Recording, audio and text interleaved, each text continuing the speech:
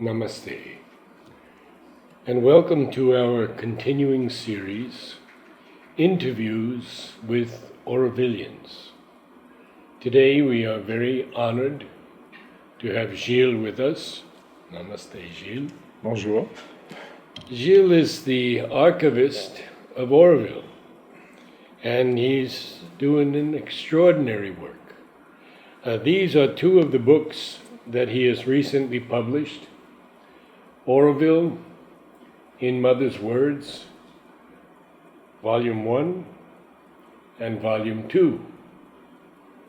His research is extensive and exacting and accurate. Hope so. So, where do we begin with the story of Auroville? You know, there are so many ways to speak about Auroville. Yes. And depending on who you speak to. Yes. For example, I was thinking that, you can sum up the story of Auroville by saying, but to live in Auroville, one must be the willing servitor of the divine consciousness.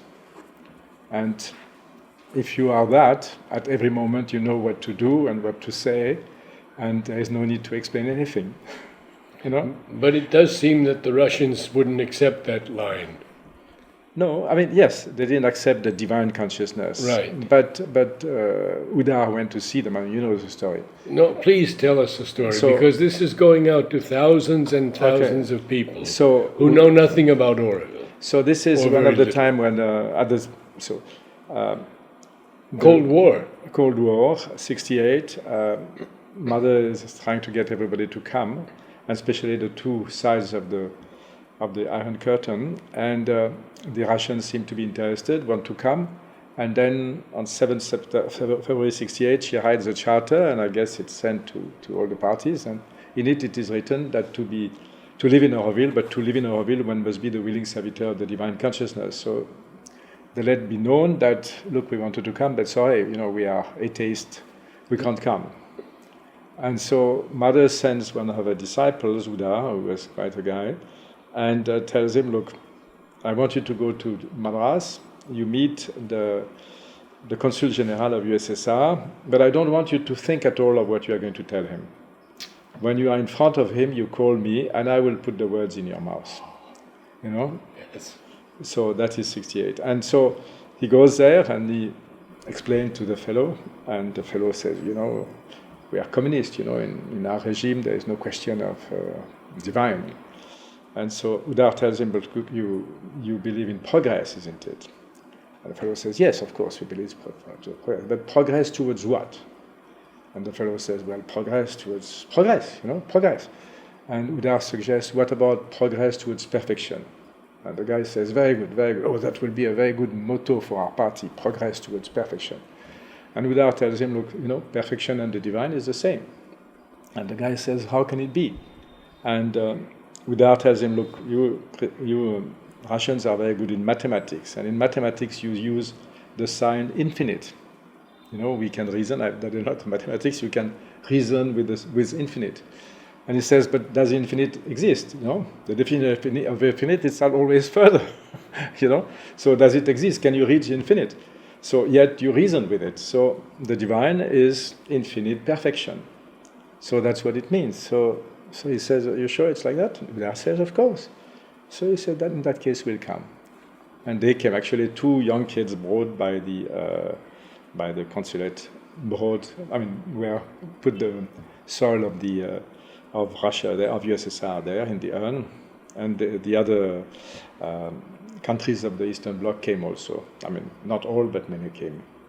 So that's was it a total of something like 123, was it, nations? Well, something in that range?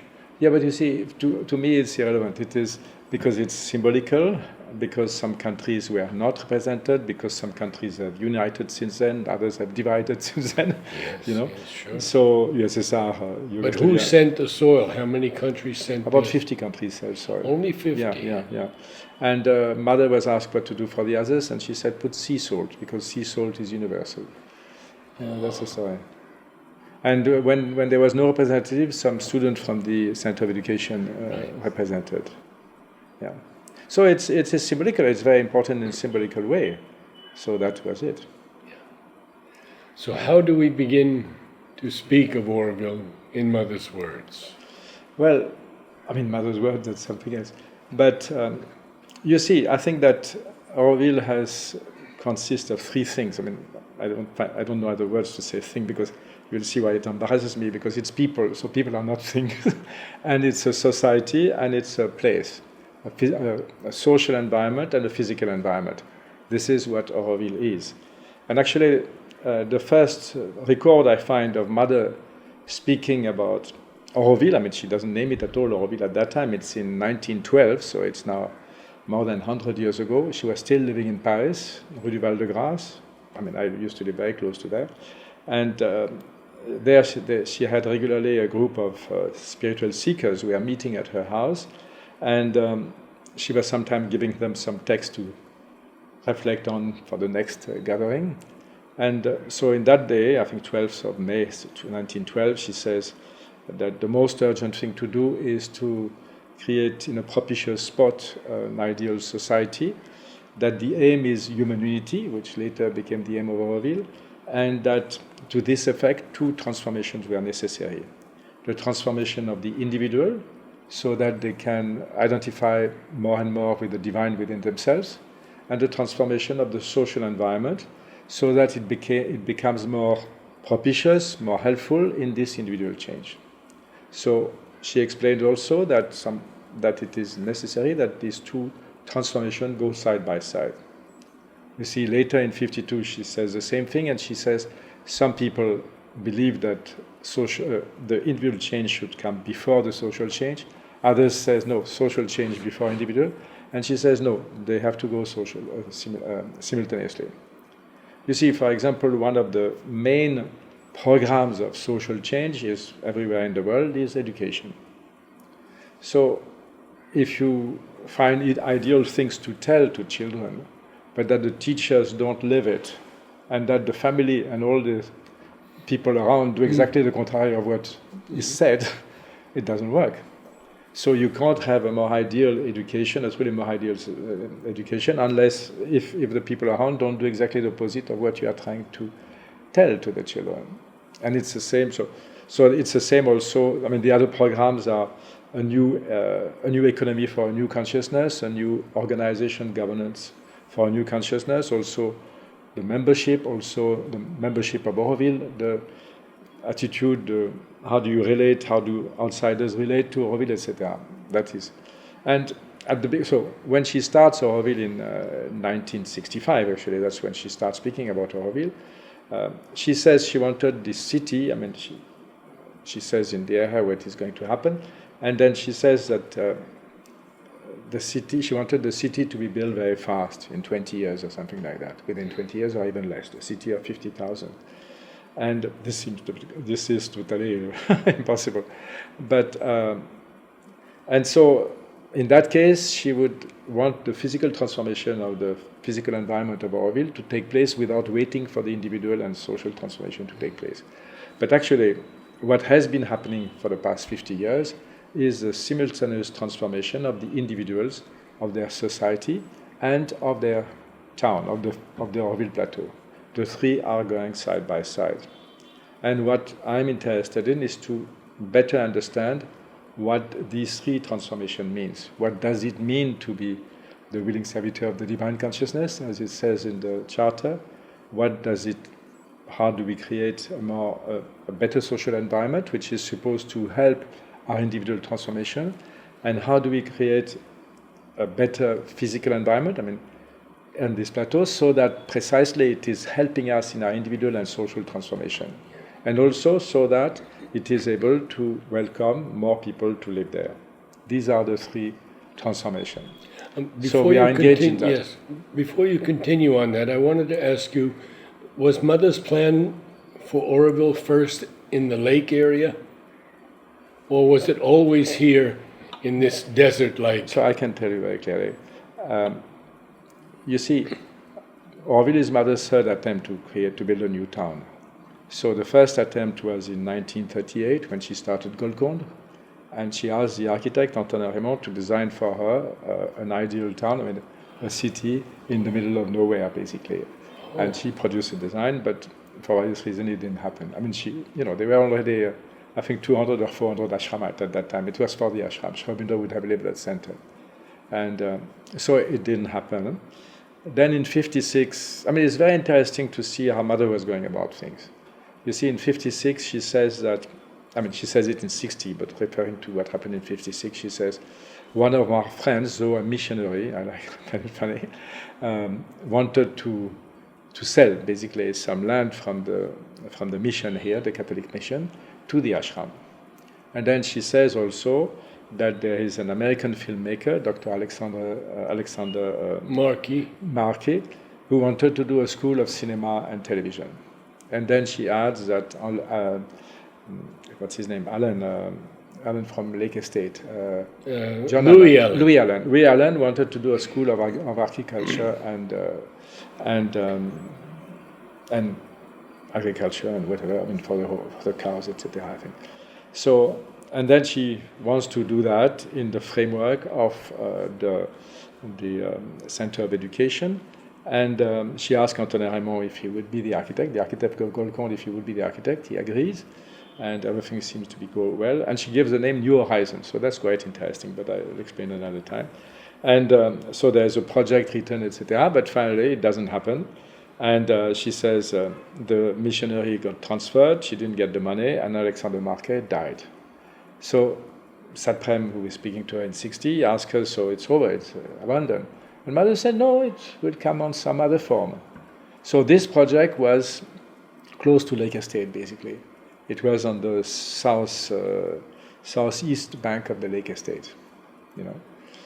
And so in 64, when Navajata, who is the General Secretary of the Sri Aurobindo Society, wants to restart this project, basically as a place for members of the Sri Aurobindo Society, I guess, who want to another disciple, who are not trying to be part of the ashram and qualify as ashramite, you know, but want to live close to Mother and do what they're... Oh. This is the idea. This is how it starts. And you see, at first, Mother is not very interested, but she nevertheless gives the name Auroville. Early 65, she gives the name Auroville.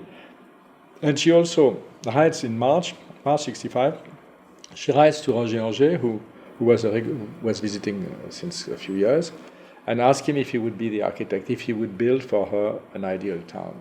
And he agrees to it in March 65.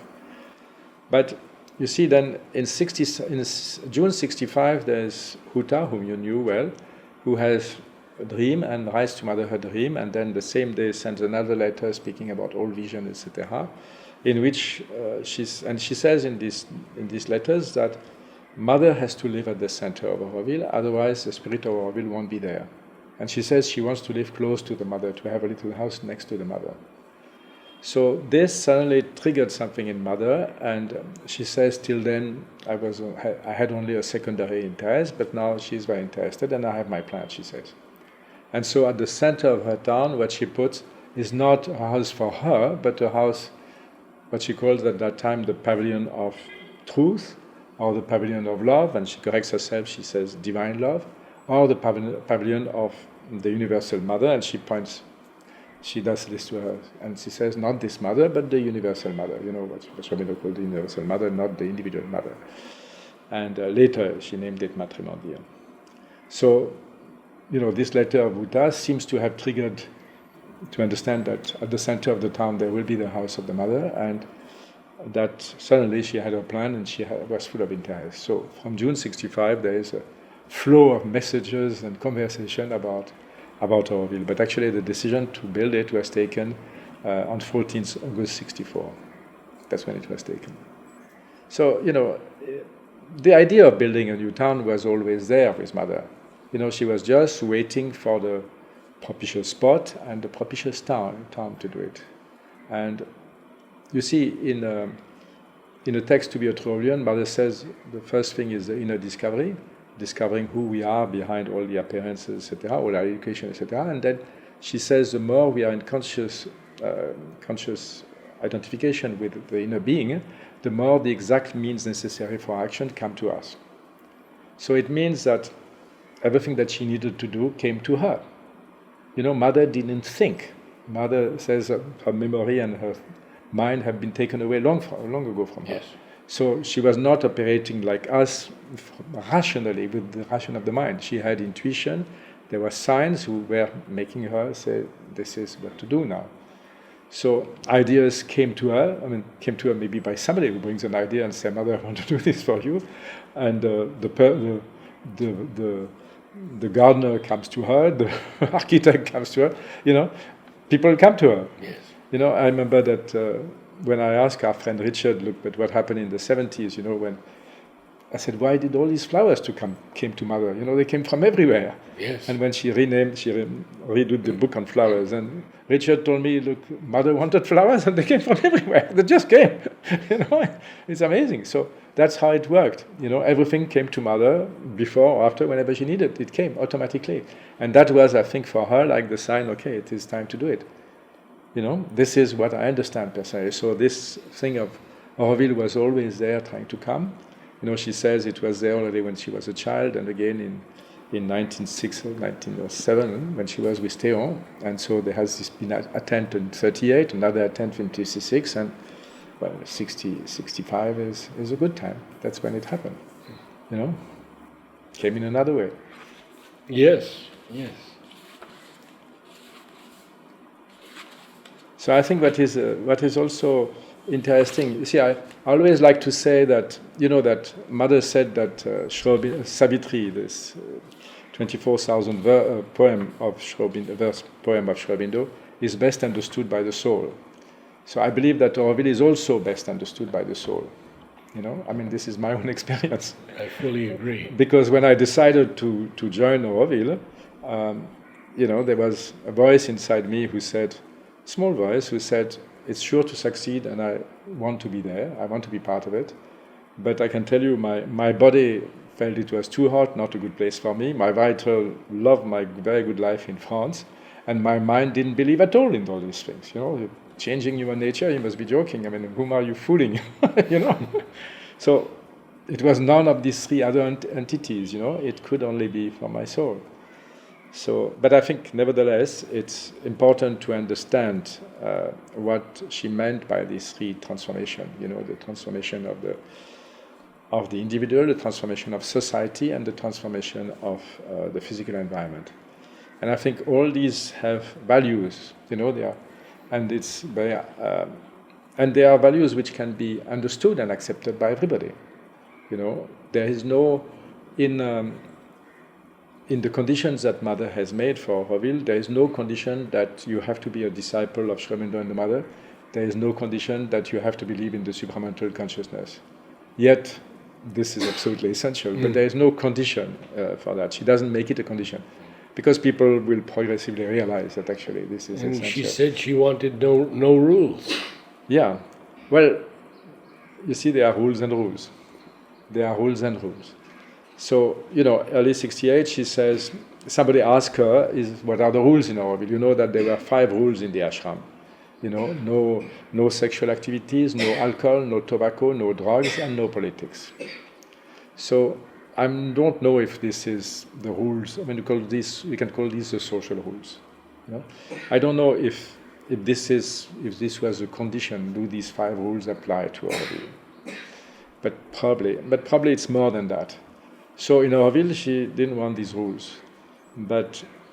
And later, in 71, suddenly she makes a rule that there is no drugs in Auroville. And she was clear on that. Yeah, absolutely clear. Very clear. And then our friend Alain Grandcola writes to her and says, Mother, in 68 you say, as long as there is no rules, there is hope, and now you are making a rule, so what has happened? So she says, maybe the Aurovilians have not reached a state of consciousness when expected from them. So she said, she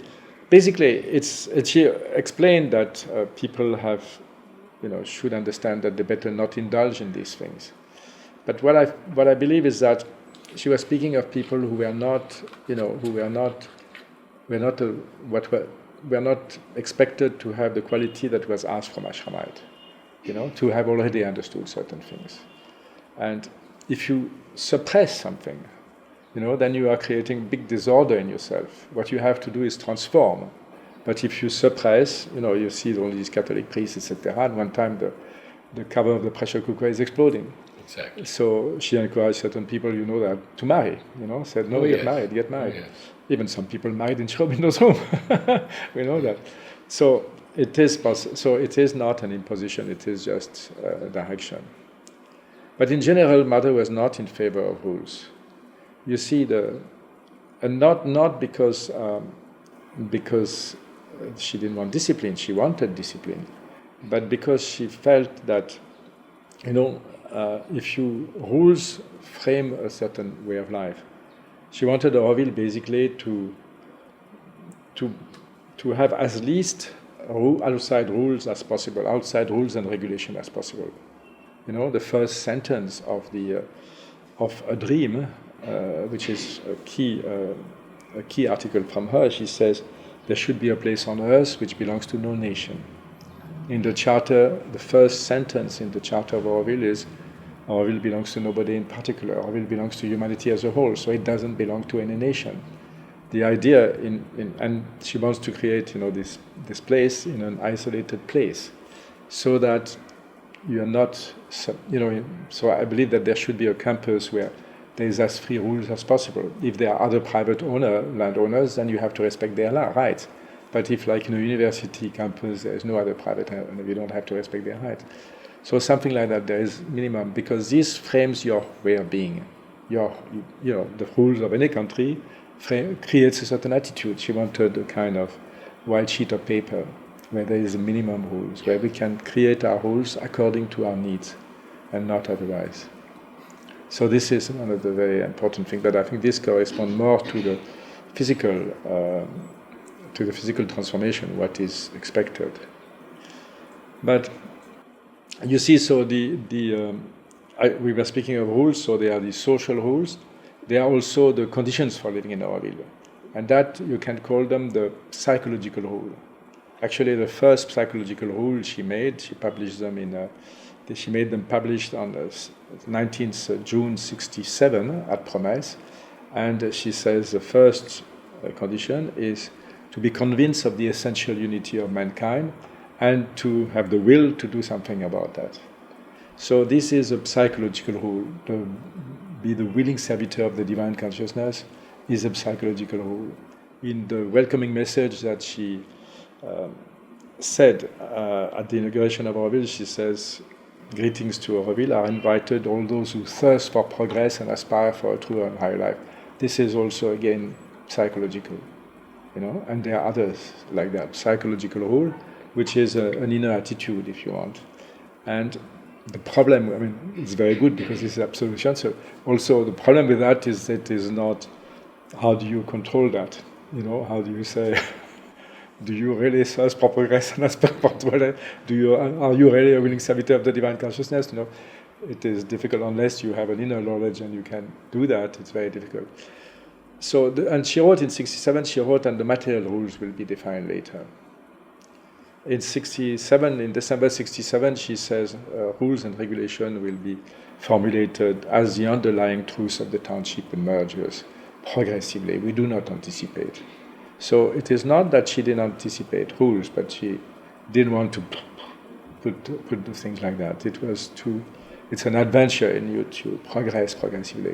These things will be like that. So, yes. But people like to make rules. I always find very interesting in Auroville when somebody wants to make a rule, you find sooner or later that he's the first one to break it. Because if you feel the need to make a rule, it means you are tempted to do something. So you want to prevent others, but actually it's strong in you. Yes. So it is not about rules. It's all about finding the divine. It's all about that. And that is the first condition. This is, Mother kept on saying that, in this text, to be a true Aurovilian, she says the first thing is the inner discovery. It is to discover who you are behind all your background, the family in which you are born, the country, your education, etc., etc. Discover who you are somebody else. So this is very important. And Mother explained that the aim of life is to find the divine, to find the divine within yourself, to find and identify with your soul. So basically, being the willing servitor of the divine consciousness is basically finding your soul, the divine spark inside of you, identifying with it, and doing what it tells you. So that is very, very important. There is no escape about that. And if we could live like that, it will be a magical world. You know that sometime around New Year 73, Mother was asked what will be the political system in Auroville, and she says divine anarchy. Divine anarchy, yes. Divine anarchy. Yes. And so she says people won't understand it. But you see, if we are governed by ego desires, then I think anarchy is a terrible system. But if we are all guided by the divine within, everyone does at every moment exactly what is needed without needed to be told, without needed so it's a magical thing. So I think this is an aspiration to live in a world like that where everybody does. So I think this is extremely attractive as an idea. If you believe in that, if you can believe in that, I believe in that. So, but otherwise, I think that the idea of, the idea is also, I think, in a more down to earth thing, is about somewhere Mother says that people who are satisfied with the world with the way it is won't understand Auroville. And so I believe that people like me who came to Auroville, joined Auroville, are very dissatisfied with the world the way it is. But then what to do? I mean, I would like to be rather part of the solution and not part of the problem. But,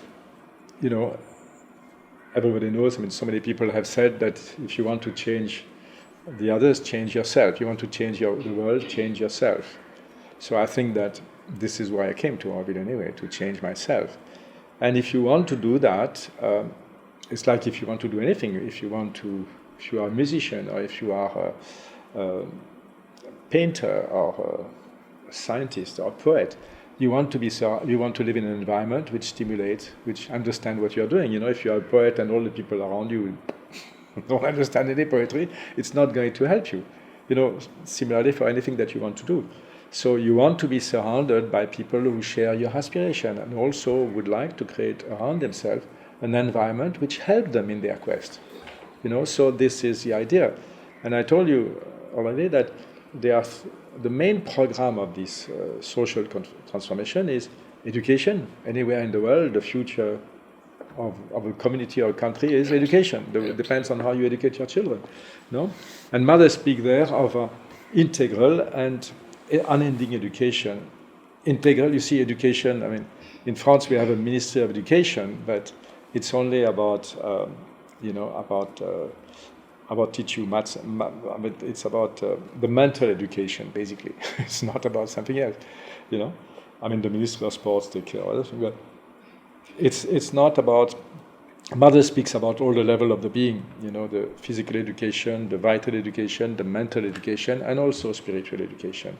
So it has to be like that, and it is also unending. It's not at one point the school or university stop and then you're on your own. So it has to be continuous, very important, and concerning all the level of the being.